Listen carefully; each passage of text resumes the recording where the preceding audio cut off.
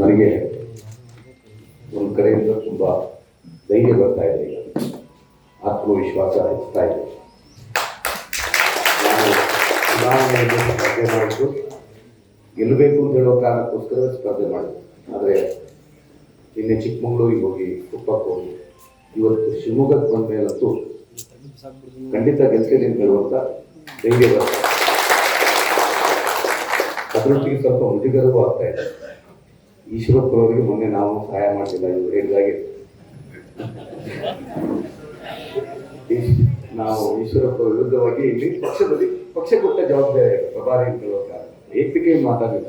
ಆದರೆ ಪಕ್ಷ ಕೊಟ್ಟ ಕಾರ್ಯಕರ್ತ ಮಾಡ್ತಾ ಇದ್ದೆ. ಇವತ್ತು ನನಗೆ ಅವರೇ ಬಲ ಆಗಿದ್ದಾರೆ, ಅವರಿಂದಾಗಿ ನಾನು ಗೆಲ್ಲುವಂತ ಒಂದು ಸಂದರ್ಭ ಬಂದಿದೆ. ನನಗೆ ಮತ್ತು ನಮ್ಮ ಉಡುಪಿಗೆ ಈಶ್ವರಪ್ಪ ಯಾವತ್ತೂ ಮರೀಲಿಕ್ಕಿಲ್ಲ. ಉಡುಪಿಯ ಶ್ರೀಕೃಷ್ಣ ಮಠಕ್ಕೆ, ಉಡುಪಿಯ ಶ್ರೀಕೃಷ್ಣ ಮಠದ ಒಂದು ಕನಕ ಗೋಪುರದ ಇಶ್ಯೂ ಆದಾಗ ಅನಾವಶ್ಯಕ ಒಂದು ರಾಜಕೀಯ ಕಾರಣಕ್ಕೋಸ್ಕರ ಸಿದ್ದರಾಮಯ್ಯನವರು ನೇತೃತ್ವದಲ್ಲಿ ಕನಕ ಗೋಪುರ ಧ್ವಂಸ ಎಲ್ಲ ಬಂದಾಗ ಅದೇ ಸಮಾಜದವರಾಗಿದ್ದುಕೊಂಡು ಗಟ್ಟಿಯಾಗಿ ಕೃಷ್ಣ ಮಠದ ಜೊತೆಗೆ ನಿಂತ್ಕೊಂಡವರು ಈಶ್ವರಪ್ಪನವರು.